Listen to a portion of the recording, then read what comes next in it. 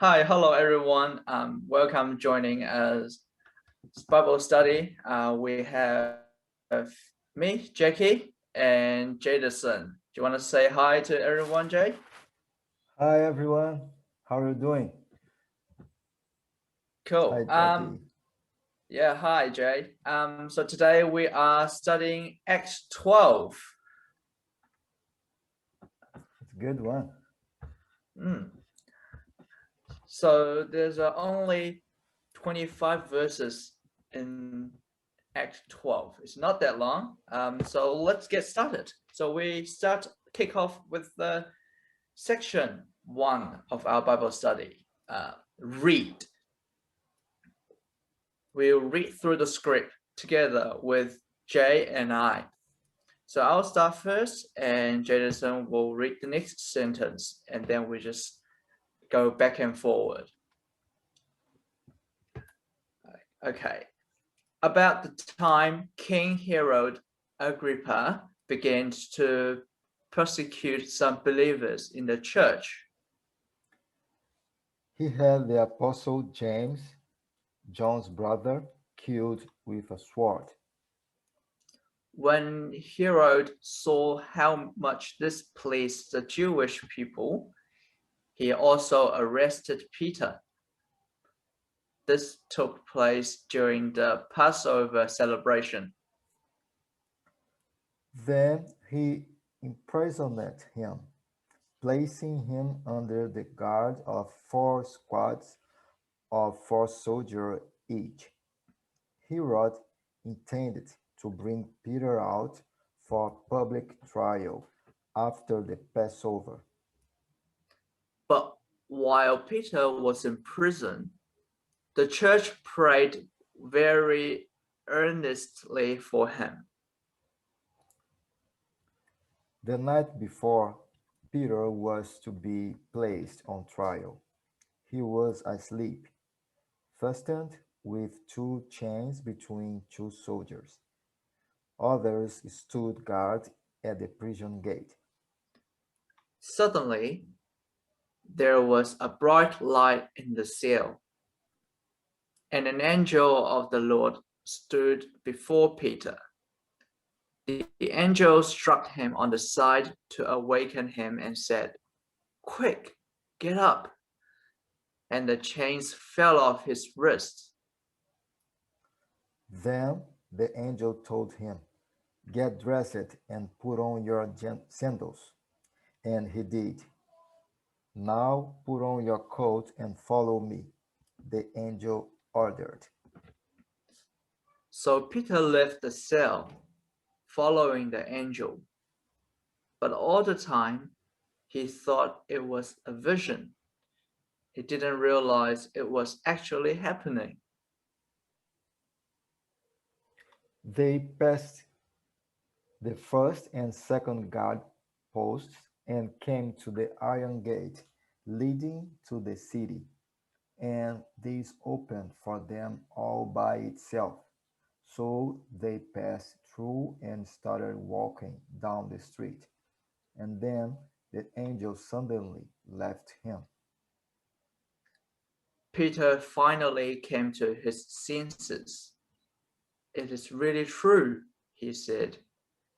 "The Lord has sent his angel and saved me from Herod and from what the Jewish leaders had planned to do to me."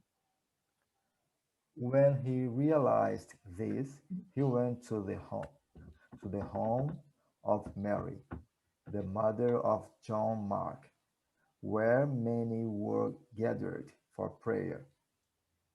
He knocked at the door in the gate, and a servant girl named Rhoda came to open it. When she recognized Peter's voice, she was so overjoyed that instead of opening the door, she ran back inside and told everyone, "Peter is standing at the door." "You are out of your mind," they said. When she insisted, they decided it must be his angel. Meanwhile, Peter continued knocking. When they finally opened the door and saw him, they were amazed. He motioned for them to quiet down and told them how the Lord had let him out of prison. Tell James and the other brothers what happened, he said. And then he went to another place. At dawn, there was a great commotion among the soldiers about what had happened to Peter. Herod Agrippa ordered a thorough search for him. When he couldn't be found, Herod interrogated the guards and sentenced them to death. Afterward, Herod left Judea to stay in Caesarea for a while. Now Herod was very angry with the people of Tyre and Sidon.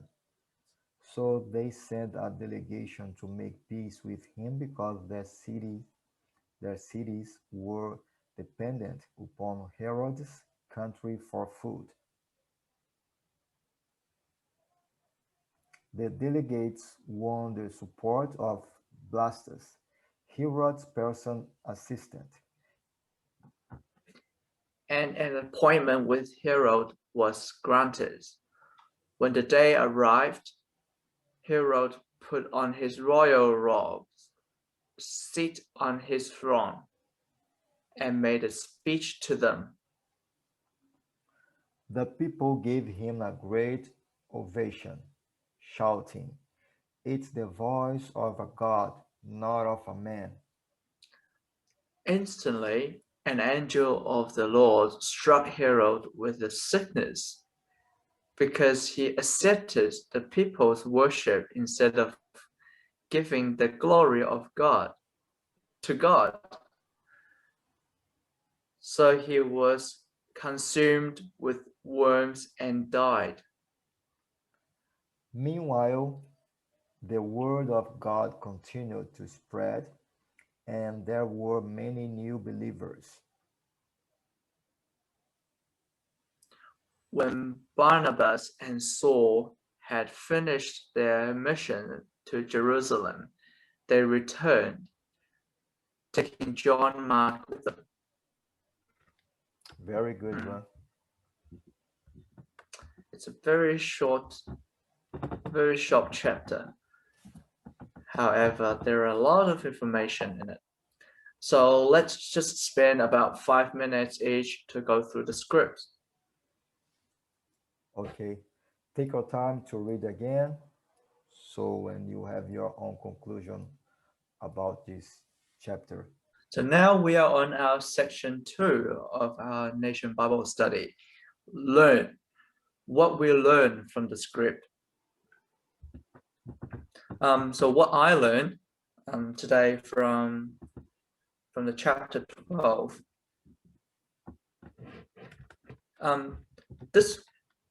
This chapter is very simple. The first part says Peter escaped from the prison with the help of angel. And the second part says Herod Agrippa dead, and it was punished by the angel. So as one get rewarded, one get punished. As simple as that. But when we look through the script to find out why is that, the difference between Peter and Herod is Peter believing God. He's a follower of God. He's doing what the God tell him to do. In the other word, he does what he's supposed to do. On the other hand, the Herod do everything against God, do everything what he's not supposed to do. Hence, both get different results. And what I learned from this story is every single one of us, if we keep doing what we're supposed to do and avoid or stop doing what we're not supposed to do, there will be a invisible force that will give you a response according to the reward and punish system. For example, it's like a ripple on the water. If you push a good ripple, you get a good ripple. But if you push out a bad ripple, you get bounced back with a bad ripple. If you want to get anger, you say some bad words to a person or just throw a punch to that person. Then you probably will get a punch back. But if you want someone else to treat you nice, you treat them nice first. As simple as that. So like Jay and I, we both have a very entrepreneurial mindset. The more we're pursuing the entrepreneur stuff, the more result we get from it. Whereas on the other side, if we keep being lazy, just not feeling doing much, we also get the result of not doing much. Our project's not getting done. The deadline is getting approached, and there's not much we can say to the other party. So it's that simple. So what have you learned today, Jay? Very good, man. What you just said. So I'll link a part of verses that I'm gonna use with what you just said. It says, "Quick, get up." Keep it in your mind. Quick, get up. So what I learned is, so Herod for me is like a hater. So when you start a business or you have uh, an intention to have a business, so you're gonna find haters surrounding you. So, and these haters are people that they can't do what they want, and then they start to persecute someone. So because they are frustrated of the others' results, and when when you have a purpose and your purpose is connected with God and what God wants for you, not only for you have a business to make money, but your business should help others, should transform other people's lives. If you have this in mind, haters will come up. Haters will appear to try to stop you. And when it's happened, we should do what the angel said. Quick, get up. We can't be stopped by the haters, because in certain time Peter were stopped by these haters, but he had a help from God. And this is the help that we need to keep doing what we have in mind.